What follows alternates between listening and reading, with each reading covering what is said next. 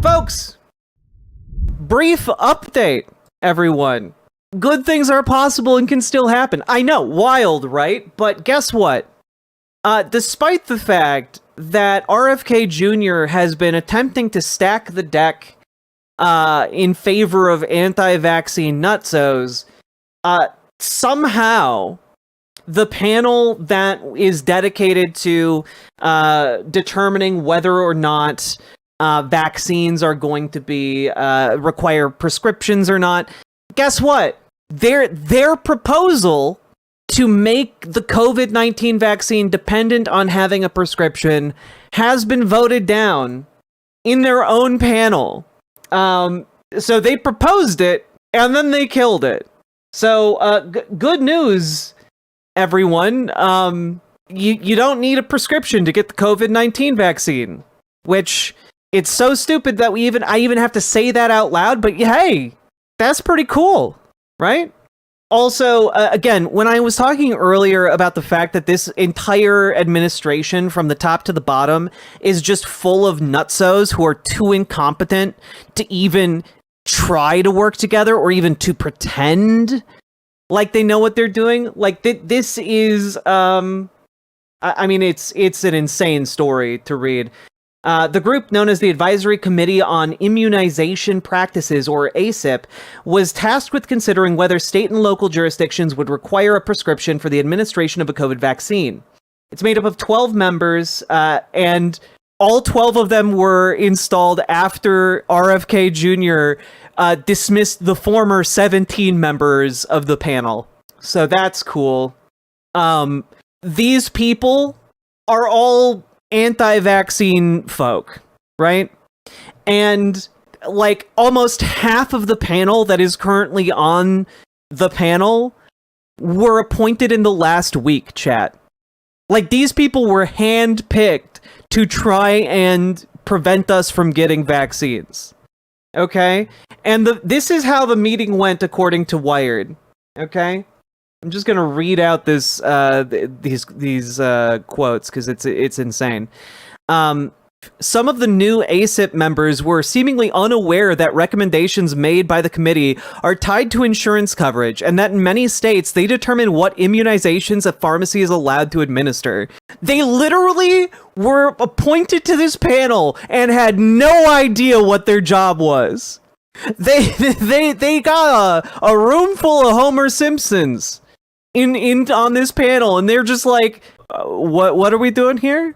What is this? Is this a Wendy's? Oh, it's a panel on vaccine availability with sweeping ramifications for hundreds of millions of people. That's oh no. You can't blame him. RFK is constantly fighting the bugs in his brain. Yeah, it's Starship Troopers in there 24/7.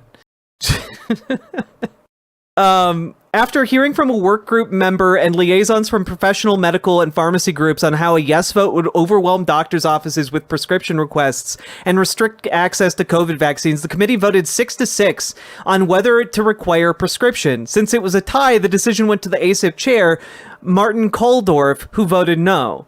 I'm really concerned about the requirement of a prescription because I believe the segment of the population that is underinsured, has lack of access to healthcare, they're going to be unable to get a prescription. And those are the people that are at highest risk for a lot of these, said ACIP member Catherine Stein, an epidemiologist at Case Western Reserve University, who was previously critical of the U.S. response to COVID-19 but voted no on the issue.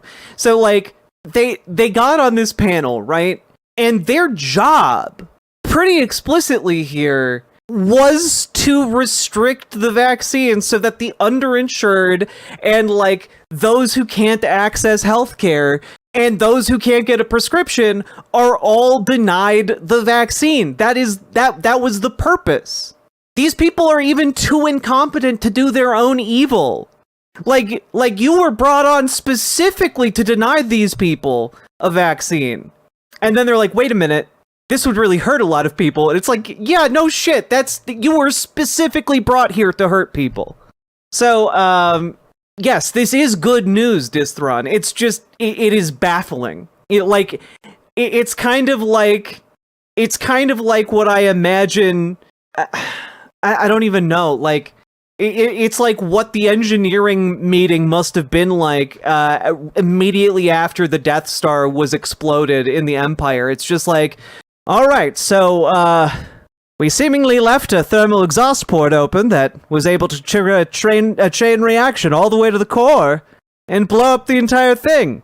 How did we do that? And then someone says, go watch that one Star Wars movie, Rogue One. There we go, nailed it. A train reaction, indeed. Look, I've got trains on the brain. Do you think normal Republicans feel like hostages? No, I think normal Republicans are, I think they're generally happy with how this administration is doing, but they're increasingly uncomfortable and increasingly seeing, like, gaps and cracks in the facade that has been presented to them, and I think that they are going to increasingly be dissatisfied. Okay? Was RFK pissed? I mean, I imagine RFK Jr. was pissed. Putting the dumbest people possible in charge, and they stupided so hard that they circled back to doing something good. I mean, it really is that, right? They circumnavigated stupid, and I'm here for it. I have no power over what ASIP does, but I am more than willing to, I am more than willing to just be like, yes, fight, and don't do evil things. So anyway, it's cool, it's fun. I like seeing them fail, and I'll keep you updated on all the failures that I see, which are multiplying by the day. So remember, folks, like, comment, and subscribe. We got more news to talk about, and hopefully you're getting something out of my analysis. This is all, I mean, it is fascism being inherently self-destructive. And I'm here for that self-destruction as far as it relates to the ability of the fascists to maintain their evil, I guess. Riverboat Jack is coming to town. All the viewers gather around. Twitch and YouTube and swishy streams. All that content is bursting the scenes. Politics, being plenty more. Your sense of fashion you'll adore. So grab your stuff and hop aboard. We're going straight to Jack's